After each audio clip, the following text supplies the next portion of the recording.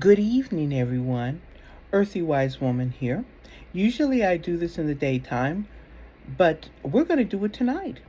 We are going to talk about da da da da herbs. Now, today we're not talking about specific herb, but a flower. It still comes under the category of an herb. Today we are talking about hibiscus. Take a look at that. These are dried hibiscus flowers. Usually hibiscus are very red or pinkish color.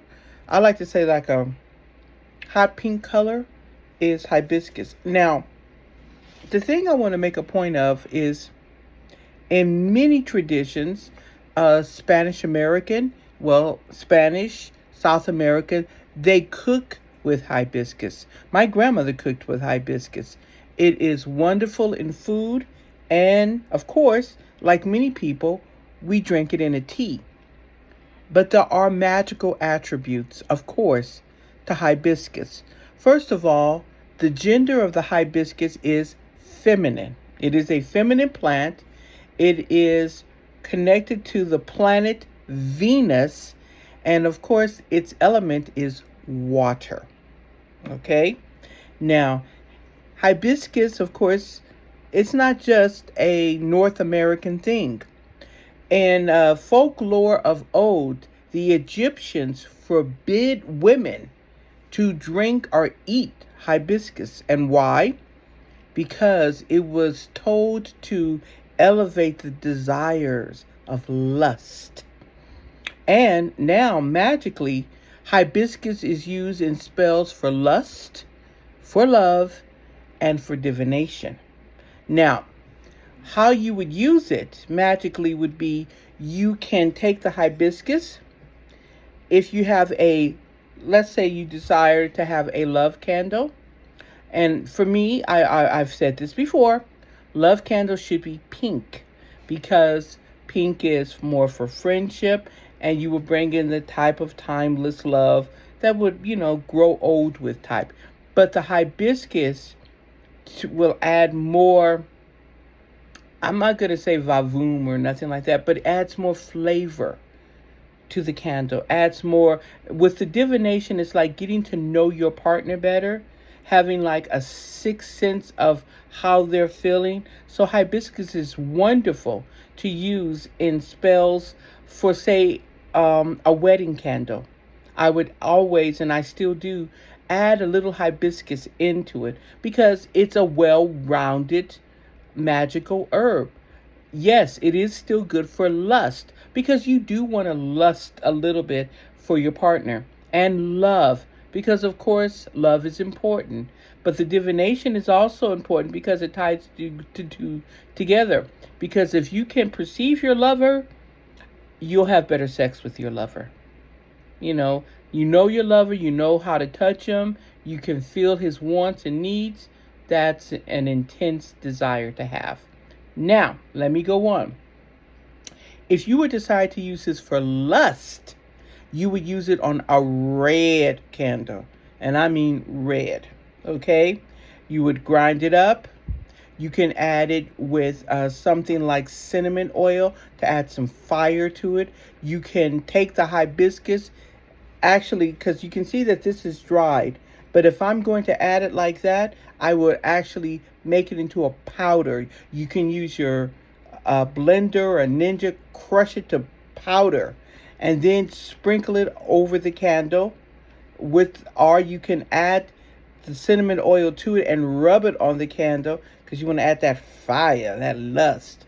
And guys, I'm going to tell you now, if you want somebody to love you, be more well-rounded. Don't just light the red candles because they will lust you, but they will not love you.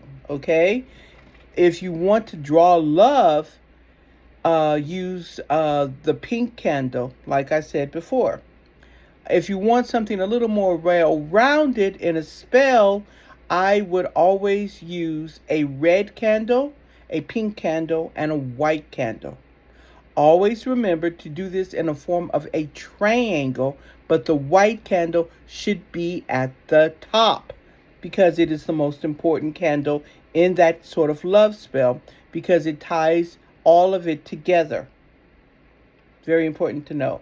Back to hibiscus. Now, as I said, hibiscus has a sweet smell.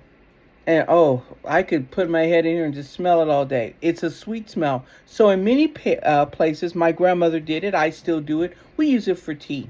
And it can be used for tea. You can buy this anywhere, and it is not that expensive.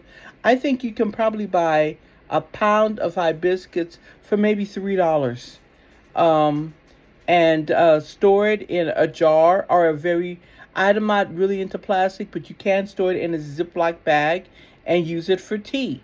And how you would use it for tea, you can use it just like this, where you steep the water over the hibiscus leaves and just let it sit there for about, I would say about 10 minutes. And if it's, warm it up a little bit more, add your flavoring of honey or sugar. I prefer honey. And just have a cup of hibiscus tea. Now, when casting magic spells, I always drink hibiscus when I am crafting, when I'm making a spell, when I'm making herbs. The reason I use the hibiscus tea and I drink it while I'm doing witchcraft and magical work is because it increases my ability of divination. So a lot of times when I am doing readings, I will have a cup of hibiscus tea with me because, like I said, it enhances and keeps my third eye open. And it makes me better at discerning what is really going on. Now, there are magic, medical benefits, health benefits to hibiscus. Hibiscus is high in antioxidants, okay? And it offers a help with promoting a lot of weight loss. It reduces growth of bacteria in your body. And because it reduces the growth of bacteria, it can also reduce cancerous cells from growing. So it promotes health in your heart and it promotes health in your liver. And it has been known to lower your blood sugar. So honestly, it is a well-rounded tea. So if you are thinking that you have to go to a metaphysical store or a health food store to buy hibiscus, that is not necessary. You can go to your local grocery stores. In many cases, I would go to grocery stores that are much more of a South American or Hispanic influence. You will always find hibiscus there. So, I'm going to end this, but please, I implore you, please, I want to raise the algorithms. I want my message of the herbs to get out to the universe. So I'm asking you to please like and subscribe to my channel. And blessed be. You guys have a great evening. And remember, tonight when you want to relax, have a cup of hibiscus tea. It's also good for your love life. Blessed be.